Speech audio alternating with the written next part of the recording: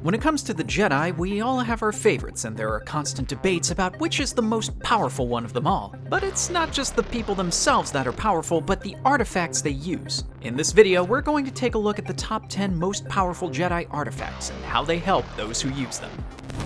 How can we not start this video with probably the most important item in Jedi lore, the Kyber Crystal? Kyber Crystals, also known as the Lightsaber Crystals, are rare crystals that were attuned with the Force, and they can be found across the galaxy, scattered amongst a series of different planets. Kyber Crystals are used both by members of the Jedi and the Sith to construct their trusted weapon, the lightsaber, and the color of their sabers is dependent on the color of the crystal they use. In fact, young Jedi were often sent to the planet of Ilum in order to mine their own crystals and construct a lightsaber from them. The crystals themselves are composed of both organic and inorganic matter, and the pressure inside them is similar to that of a large star. The crystals can also communicate non-verbally due to the fact that they are at one with the Force, and the crystals will often beckon their new owner to them. But lightsabers aren't the only weapon that the crystal is used for, with larger crystals even being used to power ancient Sith weapons and part of the Death Star's super laser.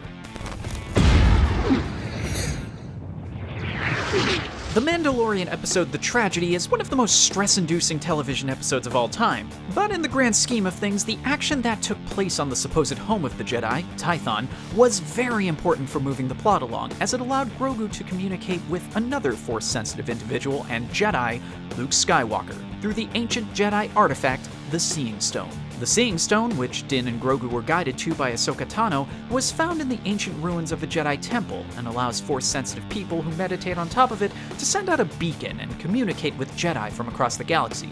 Kinda like an ethereal WhatsApp group chat.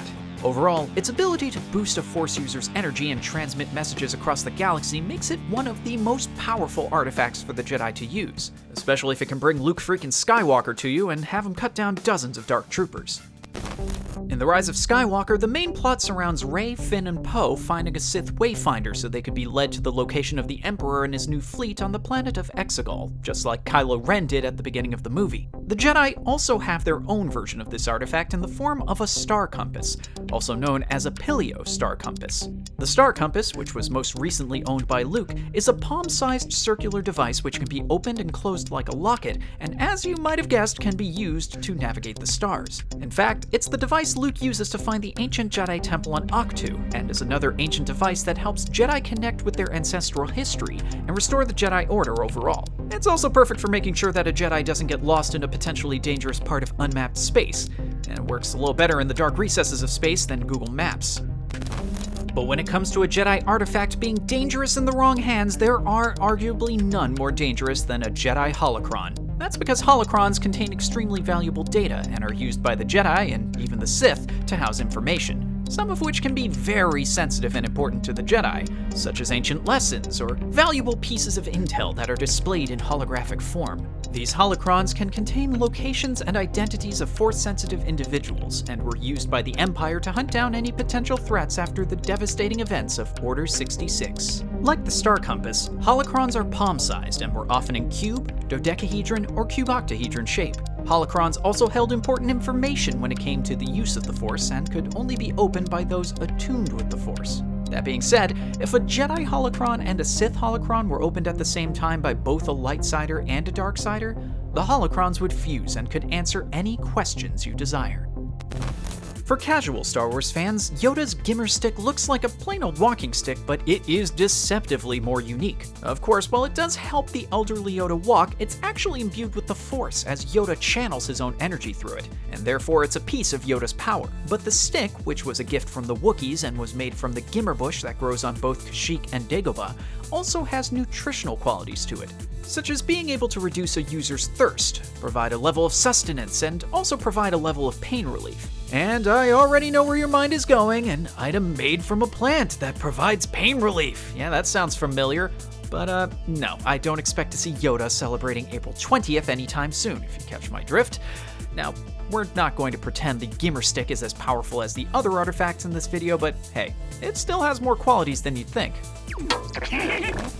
Going back to Kyber Crystals and the device they are used to create, not all lightsabers are created equal, and some have more importance in Star Wars lore than others, such as Anakin Skywalker's lightsaber. Anakin's lightsaber, which is technically his second lightsaber, has played an important piece in the Skywalker saga. Anakin used it throughout the Clone Wars before using it to turn on the Jedi Order and cut down Padawans during the attack on the Jedi Temple in Coruscant, before it was apprehended by Obi Wan after their battle on Mustafar. Obi Wan set the lightsaber aside before giving it to Luke nearly 2 decades later on Tatooine. Luke, of course, wielded the lightsaber during the Galactic Civil War until it was lost during a battle with Vader, eventually making its way to Maz Kanata and of course Rey in The Force Awakens, with the lightsaber and fellow Jedi calling to her. But its true power comes from its iconicity, as it's seen as an emblem of the Skywalker legacy and everything they represent. Yeah, I know, little schmaltzy, but still.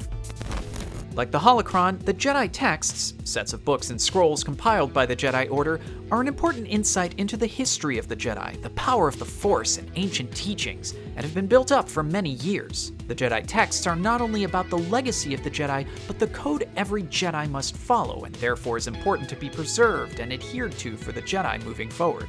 A majority of the texts were lost, however, after the Jedi Library was destroyed and the Jedi Order as a whole began to fall. But some did survive and could be seen with Luke as he remains in exile. Although Yoda didn't seem to find them that important after he torched him in The Last Jedi.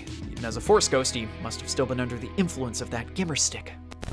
Like Anakin's lightsaber, Jedi robes' main importance comes from their emblematic value, with them being the iconic attire for the Jedi. Despite not being mandatory, only Jedis like Ahsoka Tano opted not to wear the classic robes, with many other Jedi opting to wear their traditional garments. In fact, it was Anakin's transition to darker robes that provided a big red flag amongst the Jedi Order that he was seemingly turning to the dark side by emulating the style of the Sith. But not only are they important for looks, they also help their wearers channel the Force, all while making sure they are actually wearable and flexible during battle.